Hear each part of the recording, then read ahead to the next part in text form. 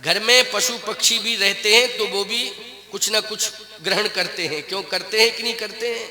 ग्रहण करते हैं कि नहीं? लेकिन ध्यान रखना, पशु पक्षियों की तरह माँ बाप को मत खिलाओ। जैसे मंदिर में एक पुजारी प्रेम से प्रसाद बनाता है और सबसे पहले वो भगवान का भोग लगाता है, तुम्हारे घर में भोजन बने पहले माता पिता को ग्रहण कराओ।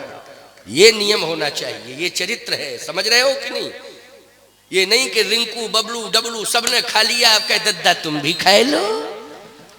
अब दद्दा क्या खाए लें जब तुमने अपने, क्यों भाई, रिंकू डबलू बबलू सबको निपटा दिया, अब दद्दा से कह रहे हो है, अब बूढ़ी माँ से कह रहे हो। खबरदार, देवी देवता मान करके इनका सम्मान करो, हर पल हर क्षण इनका ध्यान रखो।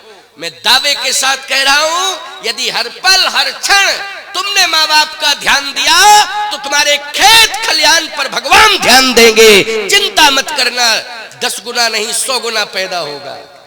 इसलिए माँ बाप का ये कैरेक्टर है, ये है चरित्र। क्या है ये? चरित्र है। इसलिए माँ बाप का विशेष ध्यान रखो। अयोध्या कांड में एक बहुत बढ़िया बात आई। क्या? भगवान श्री राम एकांत में रो रहे हैं। किसी ने प्रभु श्री राम से पूछा कि आप रो क्यों रहे हैं? अयोध्या में तो आनंद ही आनंद है, आपकी आंखों में आंसू क्यों हैं? भगवान राम ने कहा कि मेरी आंखों में इसलिए आंसू हैं कि मैं पितृभक्त हूं, अपने पिता से कुछ कह नहीं सकता हूं, लेकिन मेरे पिता से कोई कह भी नहीं रहा है। क्या? कि आप जो मेरे राजा बनाने का निर्णय ले रहे हैं, इस निर्णय में थोड़ा विचार करना चाहिए। क्या विचार करना चाहिए? भगवान राम कहते हैं, जन्म एक संग सब भाई,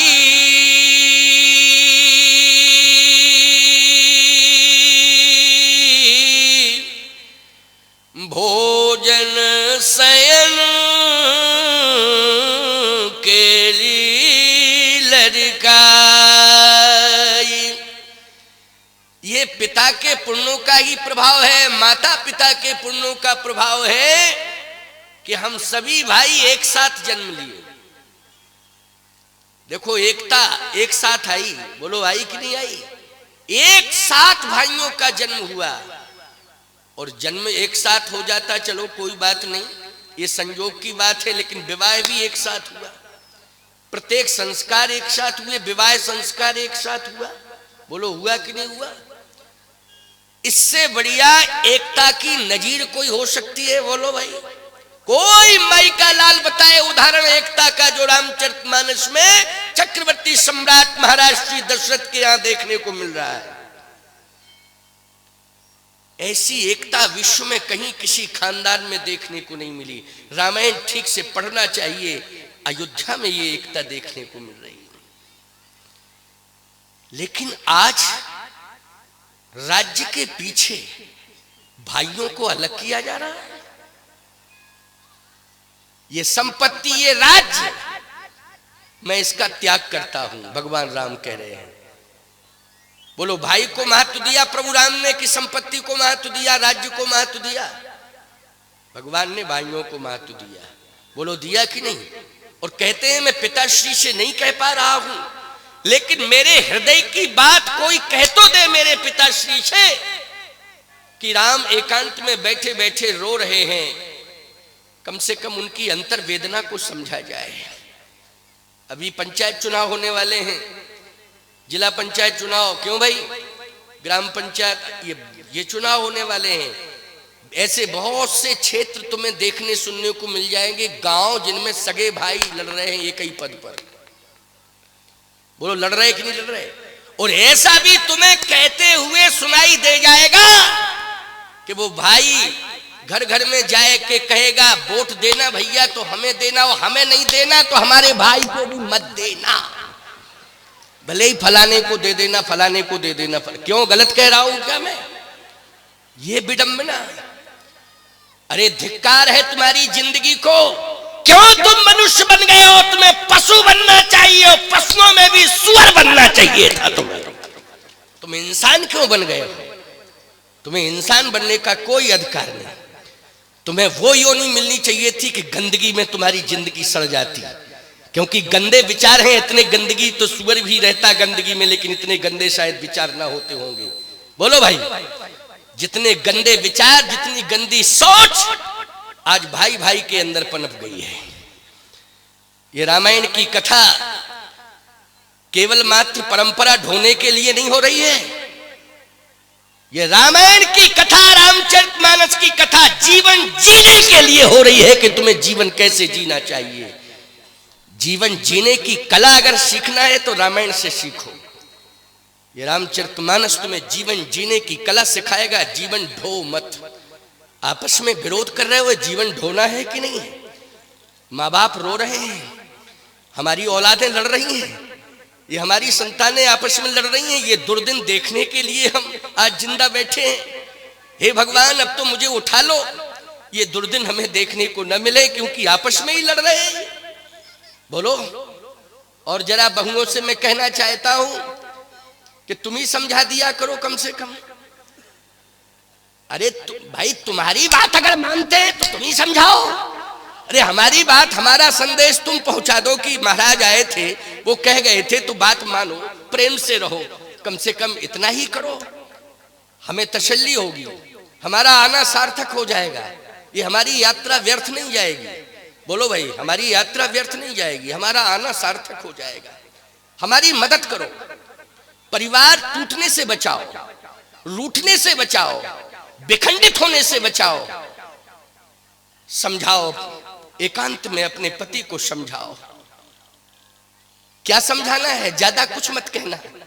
अपने घर को अयोध्या बनाओ, और अयोध्या में भी आप, मेरी इच्छा है कि आप श्री राम का चरित्र अपनाएं और मैं सीता का चरित्र अपनाऊं। सीता राम की परंपरा लागू करना है अपने परिवार में। क्यों? इतना कहने में क्या हानि है?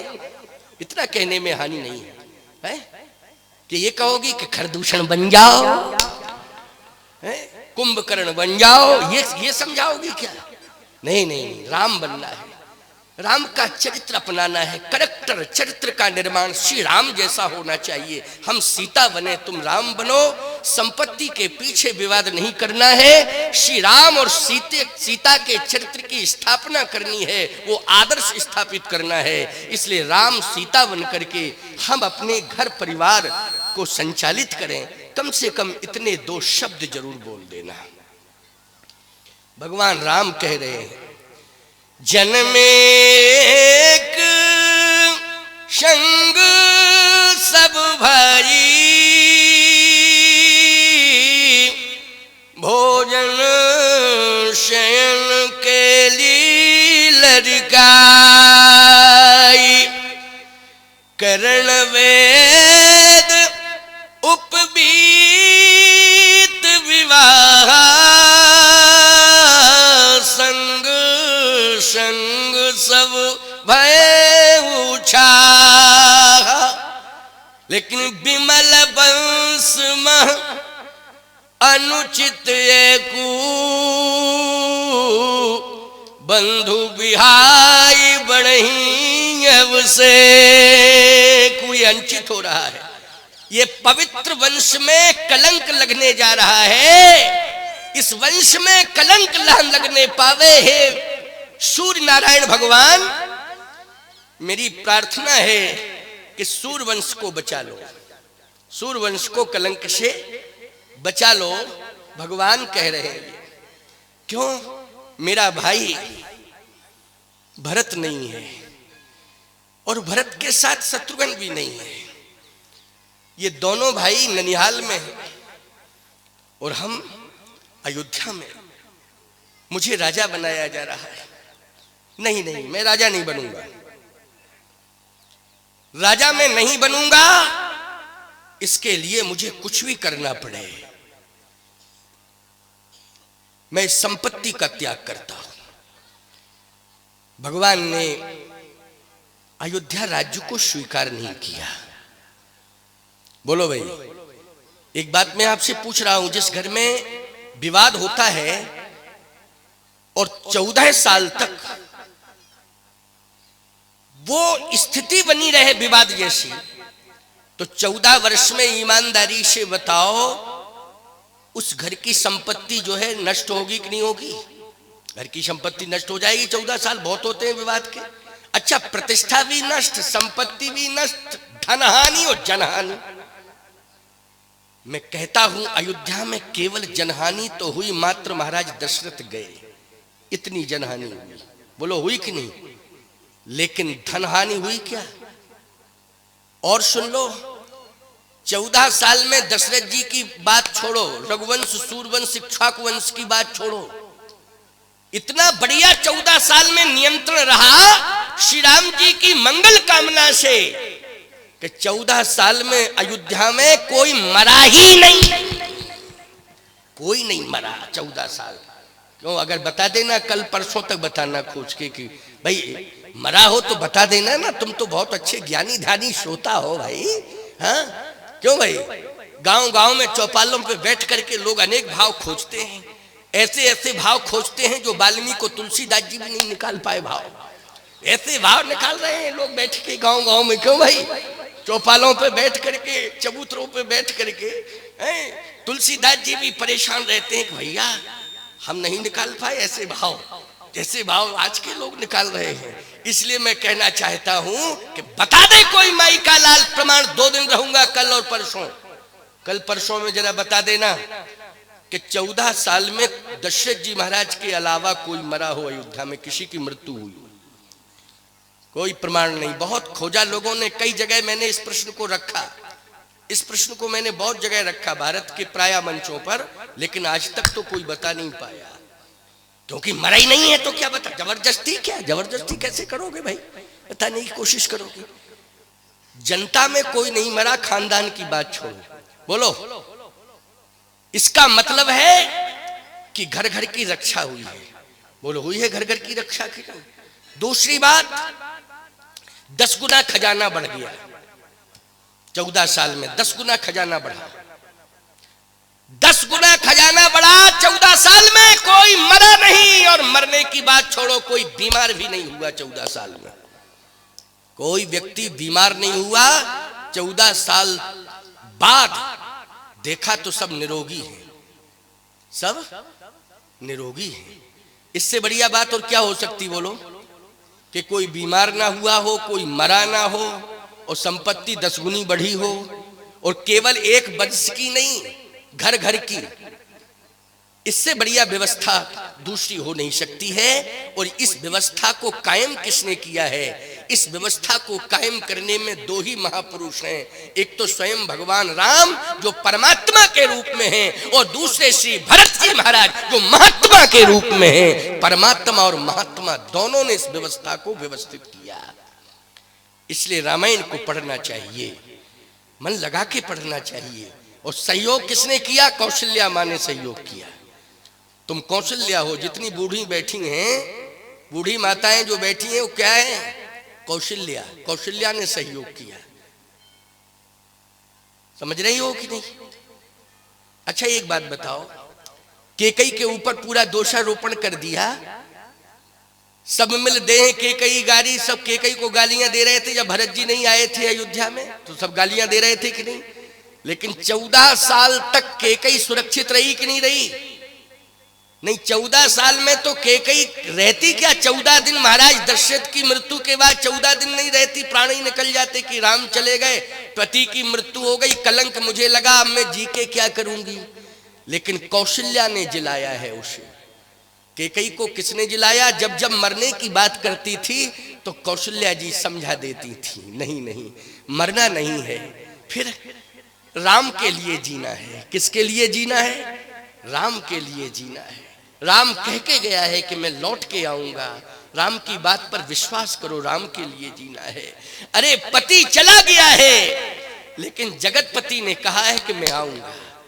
तो बोलो, जगतपति जब स्वयं आने वाला है तो उसका इंतजार करना है। अरे पति चला जाता है तो पति के मरने के बाद जगतपति का ही तो सहारा रह जाता है, किसका रहता है? बोलो, ये संतान अंतान का सहारा, ये तो बहिरंग व्यवस्था है। क्यों भाई? ये बहिरंग व्यवस्था है, ये लोक रीति है। किसी के जीवन से पति चला जाए तो लोग समझाने लगते हैं, बच्चे तो हैं, बच्चे तो हैं, बच्चे तो हैं, बच्चे तो हैं। अब बच्चे तो हैं, लेकिन बच्चे ध्यान देवे तब ना। बच्चे हैं, बच्चे हैं, बच्चे ध्यान दे तब ना। अरे कहने वाले कह के चले जाते, बच्चे तो हैं, बच्चे तो हैं, लेकिन उस समय वो बोलती नहीं, वो यही कह दे, तुम तो बच्चों से परेशान हो, तो हमारे बच्चों से क्या उम्मीद कर रहे हो? जब तुम खुद परेशान हो बच्चों से, तो हमारे बच्चों से क्या उम्मीद कर रहे हो? केवल एकमात्र सहारा होता है जगतपति का। सीधी सी बात, साफ बोल रहा हूं। बच्चे अच्छी बात है, सेवा करें, ऐसे नौ युवकों को उदास नहीं